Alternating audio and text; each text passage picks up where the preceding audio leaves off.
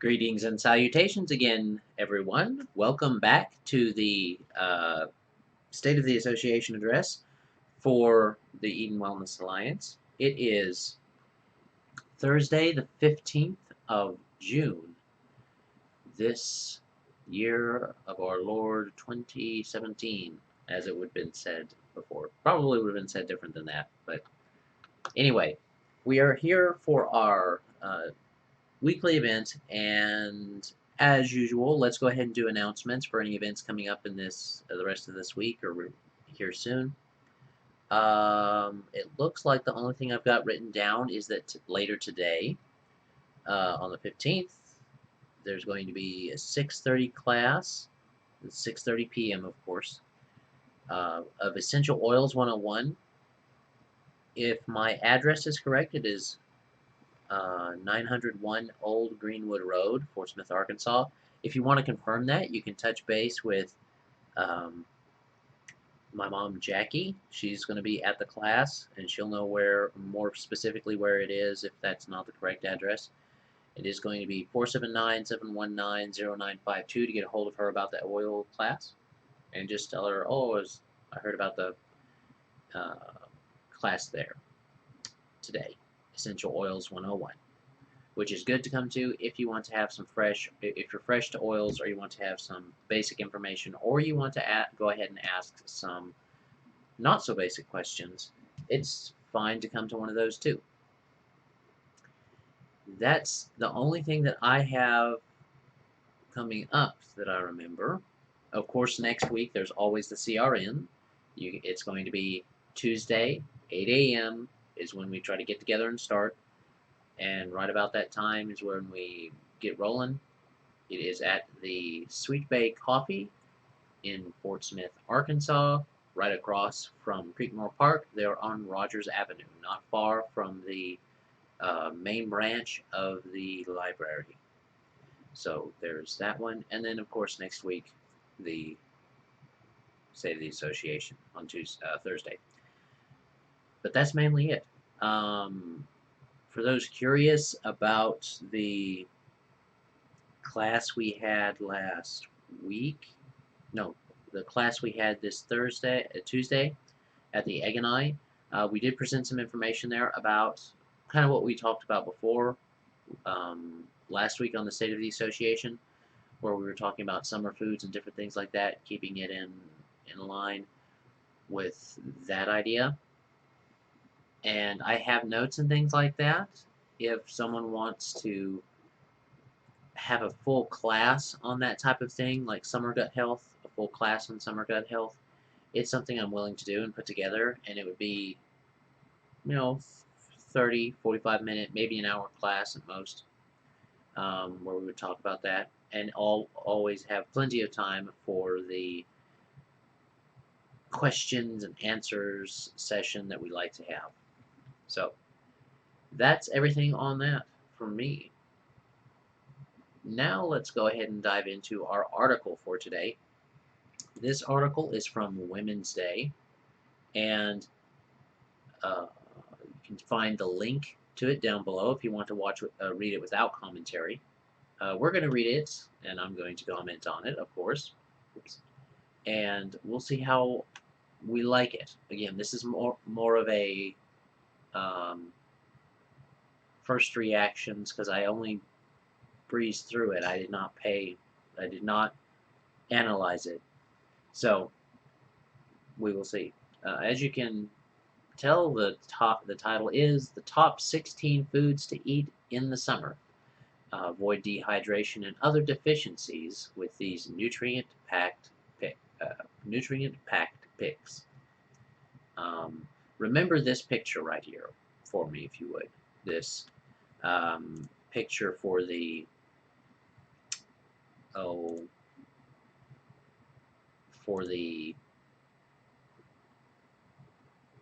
actual. Pardon me, I was looking at the settings for a second. The picture for the article here that they have with the different foods right there. Remember that for a bit, because we'll come back to that. Let's see, it's by Lexi Petronas, and Maria Carter. It was published recently, May 16th, 2017. So it starts off, you know summer's the perfect time to switch the, to flip-flops, but do you know that it's also the right time to change your diet? Being outdoors more often and sweating ups your risk for health problems such as dehydration, skin sensitivities, and vitamin and mineral deficiencies. The simple and delicious solution? Eat local, in-season fruits. Your nutrient, their nutrients are at their peak in the summer, says Julie K., MPH, RD, CDN, a registered dietitian in New York City. Continuing the quote, but they but they're not the only foods that will help your body look and feel its best during the hottest time of year. End quote. Click through to see what else you should definitely eat and drink this season. So the first one they list is tomatoes. While tomatoes are filled with antioxidants, vitamin C, they also contain phytochemicals such as lycopene, which contribute to chronic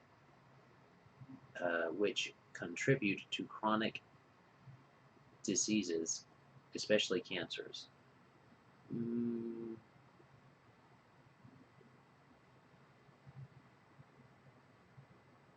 I think they meant combat there.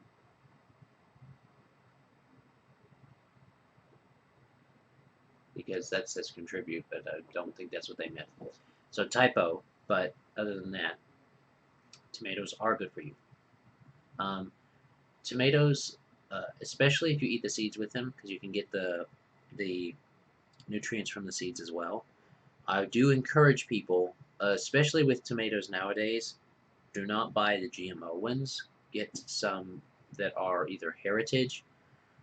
You can't always trust the organics to be non-GMO. You have to watch because it's just so easy to grow them GMO. It's super easy to just grow them yourself. Really having your own little garden. If someone has just no type of garden at all, one of the best gardens to have is just a small salsa garden because the components of salsa, like the peppers, but also the peppers, but the uh, tomatoes, the basils, the different things like that that usually go into a salsa, the onions and the garlic, all of those are powerhouses of good food, and they taste good together. So those are good ones to try out. I do encourage incorporating those into your diet because um, though they taste acidic at first, as they're digested in your system, they're not acidic when they're not leaving behind an acid ash in your system, and that's important. Next is zucchini, part of the summer squash family. Zucchini contains a fiber called pectin, which is linked to increasing heart health and lowering cholesterol.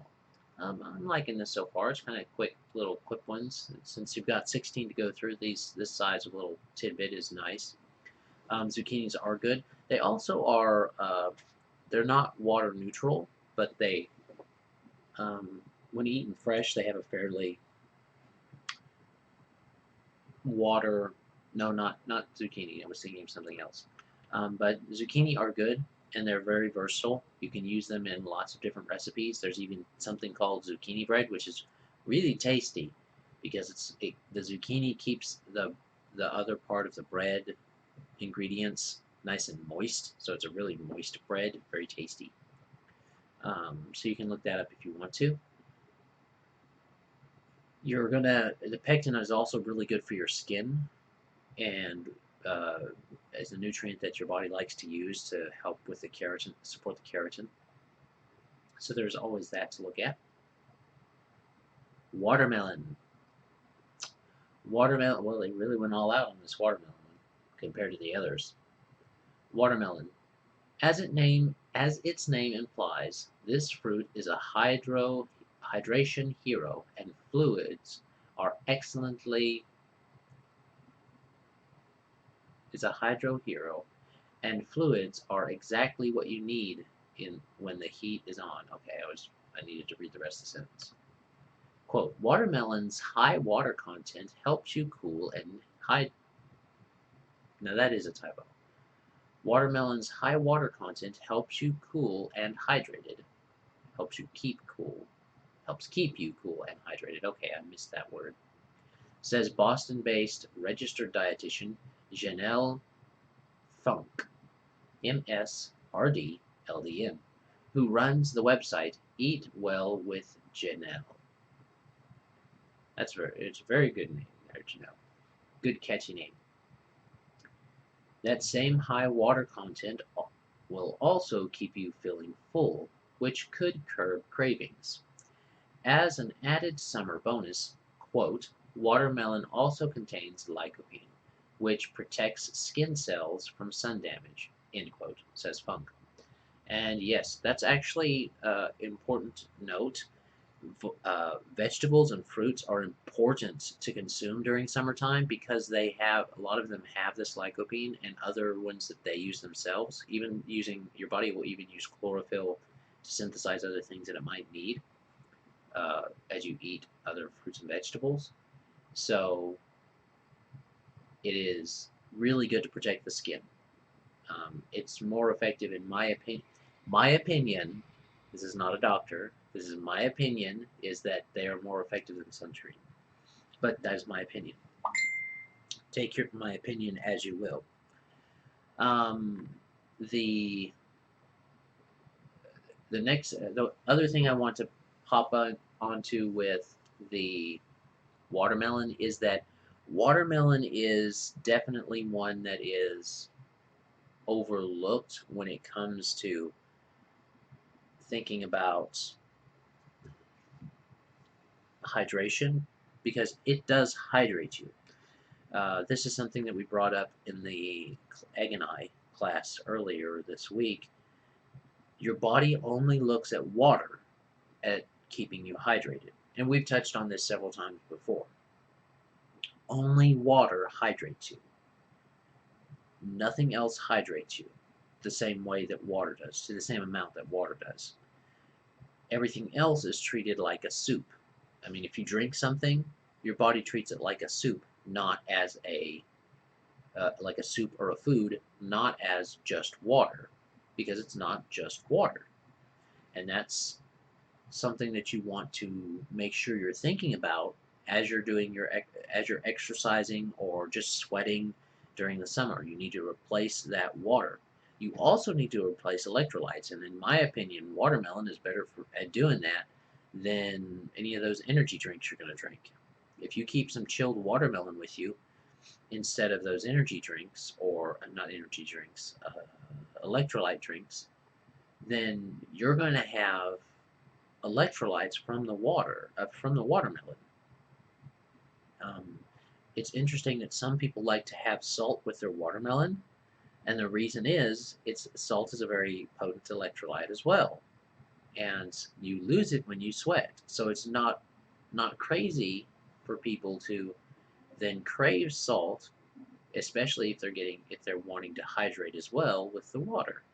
So I personally don't eat salt on my watermelon. I don't like that taste that much, but some people do, and it is not as crazy when you look at the body's chemistry as you might think. So watermelon, definitely good. 4. Oranges. The sweet citrus fruit is rich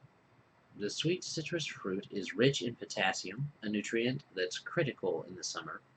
Quote, you lose potassium through sweat, which puts you at risk for muscle cramps, end quote, says Aaron Polinsky, RD, CDE, LDN, CPT, author of the forthcoming Belly Fat Diet for Dummies. Quote, eating oranges replenishes your supply and keeps muscle cramps away, she explains. Oranges are also about 80% water, so popping a few juicy slices will help you will help will keep you hydrated during your sweatiest summer days. Not as much as watermelon, but okay. Um, your body, what a lot of people don't take into account, it may satisfy your thirst, but that does not necessarily hydrate you. It's the same thing with tea or those electrolyte drinks or things like that. Those may satisfy your thirst, but that does not necessarily mean that they're hydrating you in the same way that water would. Um, so water is going to be your best friend. Don't just depend on the fruits, unless you're eating watermelon, because watermelon is a, I call it water negative when it's digesting. Uh, like this 80% water orange. It's going to need to use some of that water to digest the orange and carry the nutrients through and do all that type of stuff it needs to do with the orange. So to properly process the orange, your body has to use that water that's with it. And oranges are very potently packed with different, the fruit of an orange is very potent and packed with different, like they were talking about, nutrients and stuff. It's also a good one to keep around in that um, proverbial ice chest that we talked about with the watermelon. They're not bad to keep around. They just be aware that when you're eating it, you're not necessarily fully rehydrating. You still need to drink water. They're not a substitute for drinking something. All right, number 5, yogurt. Protein packed, portion controlled, and easy to tote in your beach bag. Just freeze a cup before you go so it stays cool until you're ready to snack. Yogurt is made for summer eating, says Kerry Glassman, MSRD, CDN, President of Nutritious Life. Quote, the protein, the protein, blah, the protein satisfies your growling tummy, which keeps you from overloading on salty, high-calorie snacks at your barbecue, end quote, explains Glassman. Her recommendation, brands that are low in fat and high in protein, like Dannon, Oikos, non-fat Greek yogurt. It has twice the protein of regular low-fat yogurt. The yogurt also adds a dose of probiotics, beneficial bacteria that keep your digestive system running smoothly. Okay, so this one, it's a milk product during the summertime. First off, your body's not super fond of milk products in general after you get past a certain age. Maybe the frozen method will help with your stomach, but anyone who's tried to drink some milk after being really hot will tell you don't do that, because for one thing, it's food, it's not water. I mean, milk is definitely not water. Milk is a food. It is not water. It is not a drink. It is food. It is a liquid food, but it is food, just like a soup is food to your system. But the yogurt product, it's all right. It's not really necessarily a summer thing. This is just a general good tip, is to have proper probiotic consumption, and you also, uh, as far as the brand she's talking about, don't worry about that. Look for live cultures is what you want. Because if you're going to eat yogurt, you may as well eat yogurt that's going to give you probiotics. Because if you're eating yogurt just to eat something, you can eat any old type of yogurt. It ain't going to matter. You want probiotics, you make sure that it's got live cultures. So that's important when you're talking about yogurt. Celery and fennel. Quote, nothing is worse than feeling puffy when you're heading to the beach, says Glassman. Quote, celery and fennel act as diuretics, helping you lose excess water weight without causing dehydration, end quote. How? The ingredients in these two veggies stimulate your kidneys, causing them to flush waste and extra fluid from your body, which beats bloat in your tummy. It's only so accurate. because your body uses that water as a diffusing medium for your toxins that get built up in your system. So it flushing the waste is good, and fennel does do that. It is a diuretic, but it's not a diuretic that's necessarily going to overwork those kidneys. But you also want to make sure you're understanding that fennel and this, pairing the fennel with the celery is probably better than just having the fennel alone. Because when we're talking about summer, you want to make sure you're staying hydrated. All right. You can use fennel as a seasoning in something that has celery in it. That'd be really good. Like if you're going to have some celery as a snack, make like a vinaigrette wash that has some fennel or something like that, and or a dip or something like that. Apple cider vinegar dip or something like that that has a little bit of flavoring with fennel. Maybe that'll work for you if you like the taste of fennel. If not, you can just consume some fennel. But I would make sure that you're hydrating along with that. Just because you're wanting to get rid of water weight doesn't mean you don't need to drink that water. You need that water. It's good for your body. It's a did you know thing. Alright, cantaloupe and honeydew melon. Well, they didn't say melon, but honeydew. Cantaloupe, honeydew, and watermelon are also diuretics, which are especially important for women, quote, because we're so affected by hormonal changes, end quote, says Sherry Ross, MD, women's health expert at Providence St. John's Health Center in Santa Monica, California. Yeah, those are good for you. They are. And let's just say, the cantaloupe and the honeydew melon are getting the variety in the melons gives you a variety of different nutrients, so that's going to be good.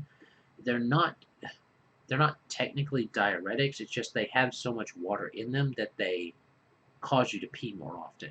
It's the amount of water they're giving you, not necessarily that they have components in them that are super stimulating to the urinary tract. Um, they just give you more water. They're made up of a lot more water than several other types of fruit. So going ahead and consuming those is good. And again, having a little melon ball mixture, like if you took a melon ball mixture in your little cooler or something, and you pop some in every now and then, they keep you, they're not as good as watermelon at keeping you hydrated at the same time, but they would provide some hydration with the added benefit of the electrolytes. Oranges would actually be just as helpful, in my opinion. So mix it all up in there. Get all the fruits up in there. Blackberries and raspberries. These berries are great sources of fiber. Quote, raspberries are a food that goes unnoticed a lot. They can be very expensive off season, but there are a lot of awesome qualities in the powerful little raspberry, says Ross. Quote, they're very high in vitamin C and have 8 grams of fiber per cup. Okay, but blackberries are in season. I'd have to look and see when raspberries come off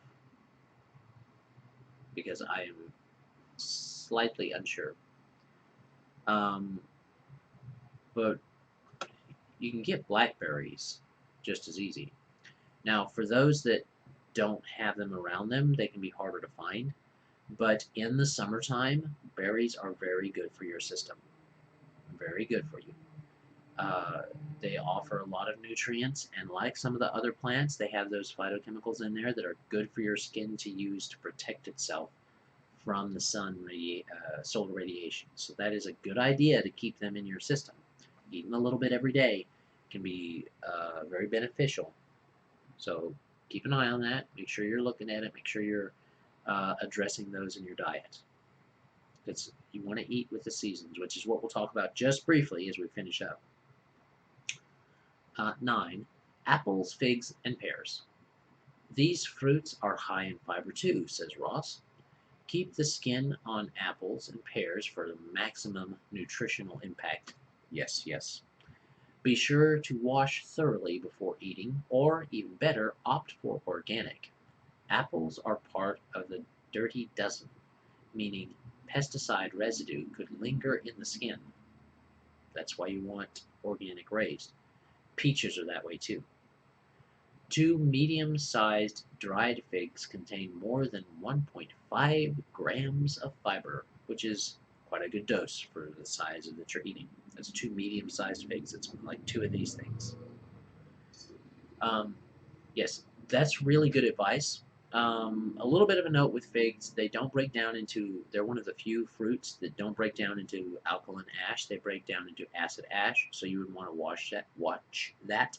You don't want to eat as many of them as you would something that has an alkaline ash breakdown, like an apple. Um, as always, I can encourage people to eat the seeds of the apple, because and the skin, because that allows your body to use the nutrients within the seed along with the nutrients in the apple to concoct its necessary vitamins that you don't get a lot from other without eating seeds.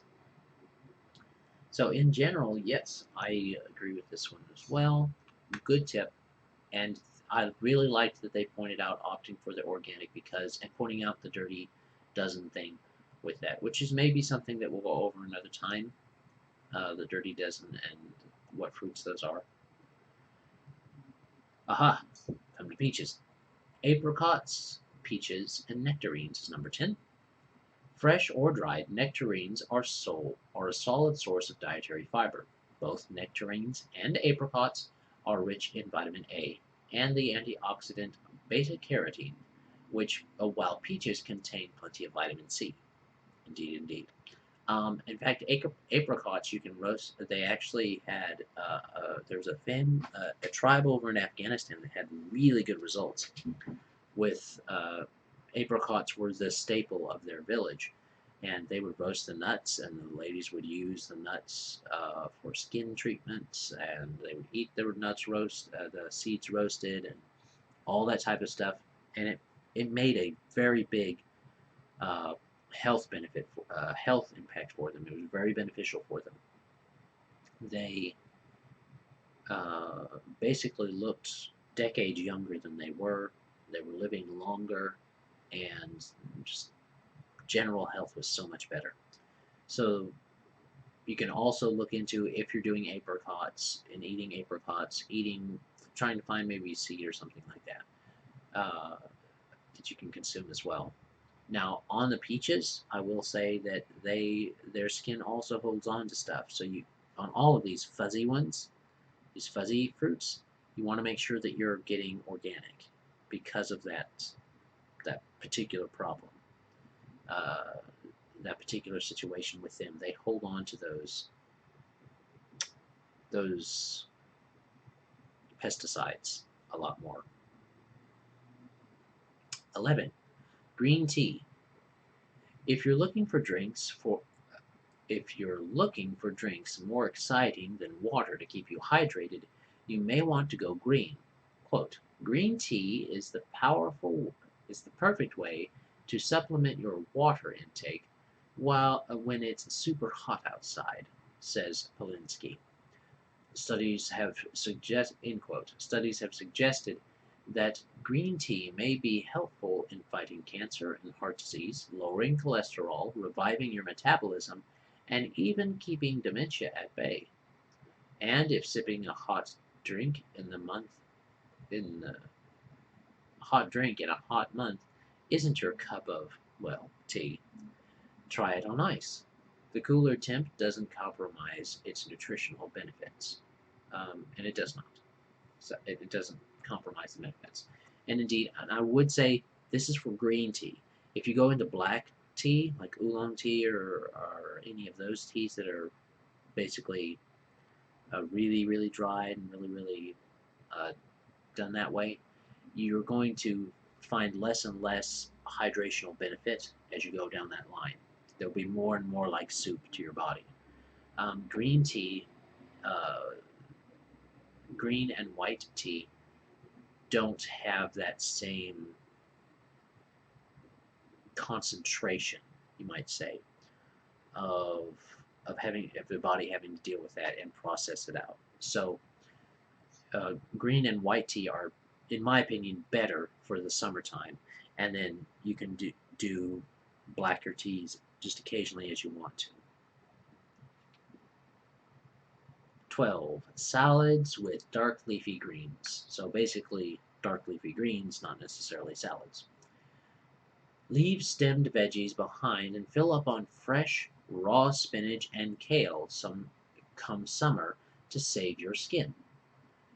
Carotenoids in quote carotenoids in orange and dark green foods, which your body converts to vitamin A, protect skin from sun damage, says Glassman.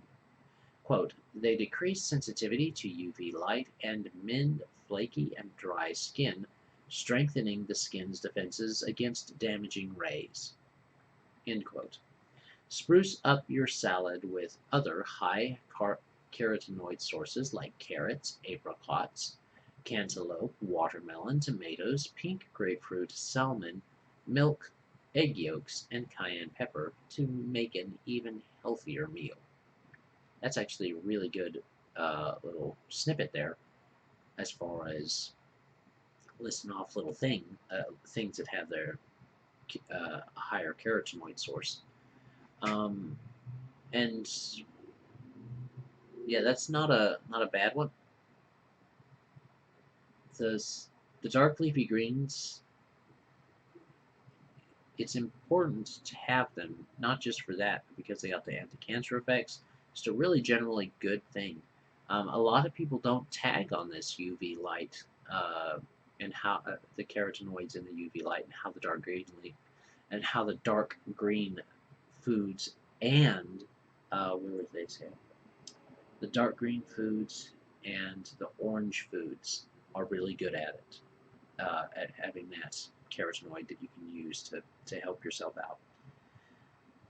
I, I really do encourage people to look into that and make sure that they are getting those in their diet because without those it's harder to get that protection for your skin. It's just generally better for you too.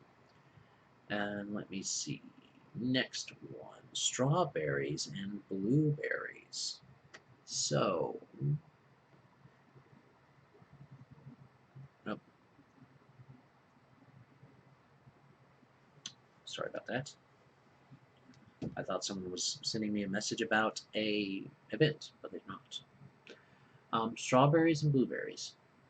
Sweet, juicy berries are filled with flavonoids, powerful disease-fighting fighters found in many fruits and vegetables. Among other pros, quote, they increase blood flow to skin and decrease sensitivity to light, which improves skin's appearance, structure, and texture, says Glassman. With more daylight hours and time spent in the sun, that's key. And and because berries are so high in flavonoids, one recent study showed they might help slow cognitive cognitive decline. Cognitive decline. Other great sources of skin-boosting flavonoids: bananas, fruits, broccoli, artichokes, walnuts, pistachios, cashew, dill, and thyme. So dill and thyme. For those with the doTERRA, dill is available as a not just as a you can grow some, but you also can get the essential oil, which is a good idea if you're wanting to kind of address that as well, those cognitive things. Um, it's this one's pretty good, and you'll notice that when you go looking at, and this is something I wanted to bring up a little later, but since they're bringing it up now so much with the berries in general often come off. Some come off in the cooler climate at times, but a lot of them come off in the summertime. If you're eating with the seasons, you usually have a better outcome for your health, because eating berries during summertime and then slacking off and eating more pumpkiny stuff or gourdy type stuff in the fall as it starts to come off, and all those different things, eating with the seasons can make a big difference with your health. uh, so pay attention to that. Think about doing that. Think about starting to decide to, I'm going to start eating more with the seasons and a little less with just whatever I want to eat. Because our bodies were designed, God kind of designed our bodies to work in a cycle along with the earth. The earth has its cycles, we have our cycles, and they kind of sync up with each other, or they need to have the best benefit. 14. Nuts. Ross recommends snacking on handfuls of almonds, cashews, and peanuts to get your fill of monounsaturated and polyunsaturated fats, which are thought to lower bad cholesterol levels. Okay, that's just kind of a general good tip. It's not necessarily a summer tip. So, eh, it's good to get that. It's good to get good fats, though, which leads right into our number 15. Avocados. Although it could be lumped in with nuts as a healthy source of monounsaturated fat, Ross says it's such a superfood it deserves a placeholder of its own. Quote, "If I were on a deserted island, I would want to be there with an avocado tree because they're so good for the heart and overall wellness," end quote, says Ross. It's kind of a vague thing to say, but I mean, it's important that she feels that strongly about it, because avocados are good for you. But it's kind of a strange one to go so skimpy on its details. They're just really good for you. You can mix them up with a lot of different stuff, and they still will taste good. They will still have their fat stores and good fats in there without any problems. You won't lose anything on that. So it's definitely one that you want to be incorporating into your diet.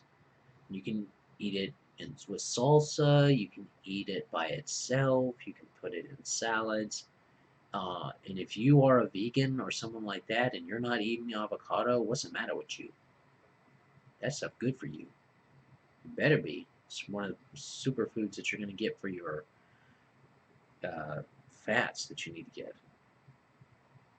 All right, 16. Salmon. Quote, "When I consider the healthiest foods for women, I always think of the Mediterranean diet because it makes the most sense in reducing heart disease, the most common cause of death in women," end quote, says Ross. She recommends plenty of protein from fish like salmon, which is also high in omega-3. Pictured barbecued teriyaki salmon with avocados, tomatoes, brown rice. That looks tasty. That looks tasty. Um, yeah, salmon's good for you. Again, this is not necessarily a summer tip specific. Um, Salmon's more of a,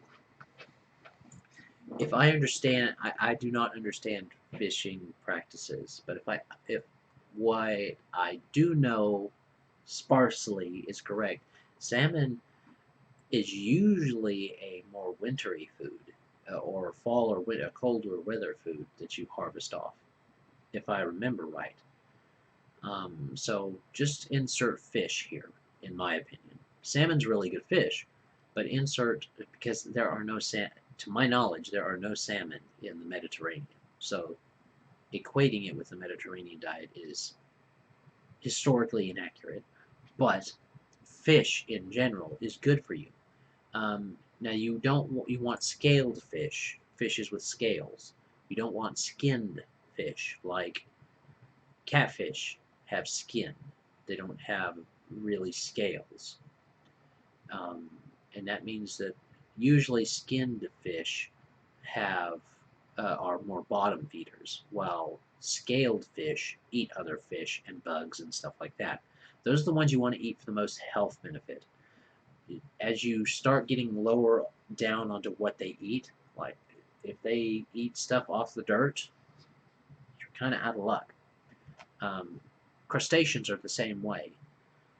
Crabs are not usually very healthy for you because they don't eat things that are very healthy normally. So they themselves, their meat tends to be of less nutritional quality. Now, shrimp is an exception to that because uh, are shrimp technically crustaceans?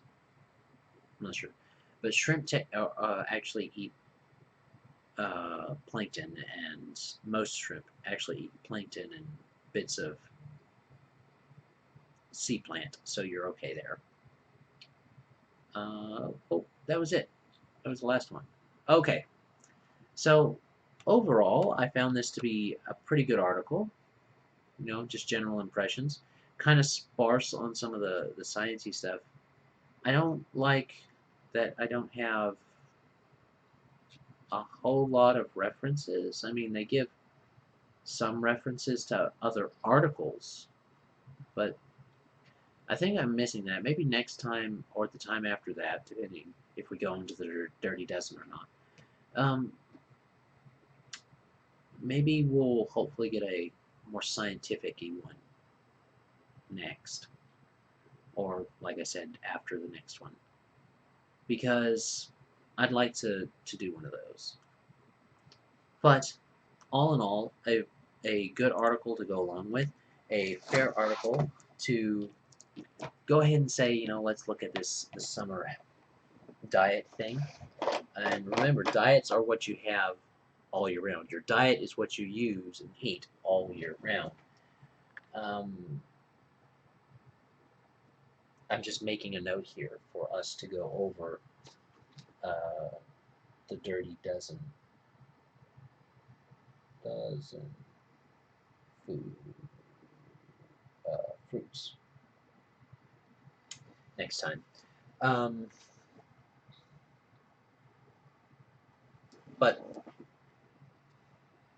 it's good to have that knowledge. Hopefully you guys found it interesting. Hopefully you will be able to use whatever we just said today to better benefit you and your health. I think that's everything we need to cover. So I am Adam L. Spain with the Eden Wellness Alliance. Health and wellness the way God intended. All natural, non-invasive approaches to your health, wealth, and relationships. You can find all of our information right, oh, yeah, like right in here, all along the side here. And I hope that you had a wonderful time listening, or at least had some kind of information that you needed. You can leave us questions, comments, or observations at any of those things, at any of these things, or you can just type in the comments below.